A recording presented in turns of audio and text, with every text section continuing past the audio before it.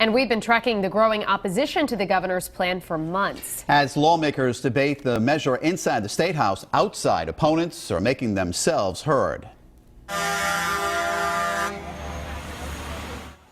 Truckers staged their own rolling rally this afternoon. Eyewitness News reporter Rosie Woods continues our team coverage live outside the Statehouse.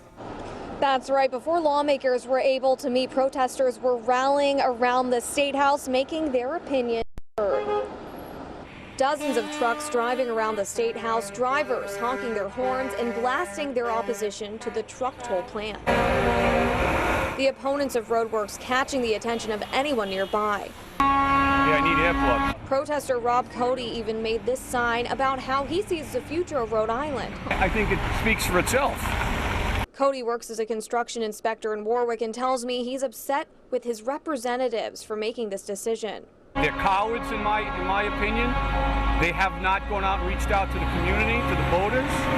They can't speak articulately about the subject. And quite frankly, none of them are professionals in the construction industry. So I think it would behoove them to sit down and listen to some of the professionals in the construction industry on both sides and vet the information. Cody also tells me he doesn't drive trucks, but thinks this decision will negatively impact the state as well as his children's future. They're going to do the same thing they did with 38 Studios. They're going to jam this through. My children are going to pay for it, but they're not. My kids are going to leave because they're smarter than that. Now, today's protesters were a mix of local and national groups. We weren't actually able to find anyone in support of the tolls out here today. But coming up new at 6, I will be explaining the groups that were out here protesting in a little bit more detail. Live in Providence with the Mobile Newsroom, Rosie Woods, Eyewitness News.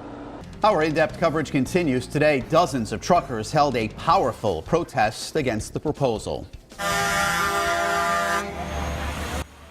Drivers who are against having to pay a toll honked their horns to demonstrate their opposition to the plan. Eyewitness News reporter Rosie Woods joins us now live in the capital city. That's right. There were a lot of trucks out here today. They were honking their horns, making their opinions known. But as Steph just mentioned, not all trucks will be tolled by this plan. Local and national protesters were in front of the Statehouse making quite a bit of noise this afternoon. All sorts of trucks showed up to protest, but according to the RhodeWorks plan, only large commercial trucks will be tolled. The governor's office sent us this graphic to explain. As you can see, it's Class 8 trucks through Class 13 trucks as defined by the Federal Highway Administration. Yeah, that truck got the tractor over there pulling the trailer. We've got a tractor pulling a trailer. There, it's affected. So this truck, the beer truck, all these other trucks out here, you see with the tractor, with the trailer behind it, all those trucks are affected. Darren Roth with the American Trucking Association protested today and suggested a bigger problem for Rhode Island is whether DOT can do hundreds of millions of dollars of bridge projects successfully. RIDOT is going to have to figure out how to implement this plan.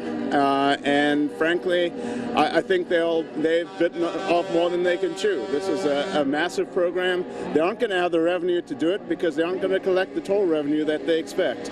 And I think in the end, this is all going to fall apart.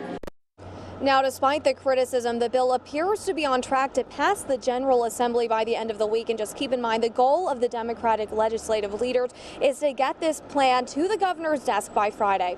Live in Providence with the Mobile Newsroom, Rosie Woods, Eyewitness News.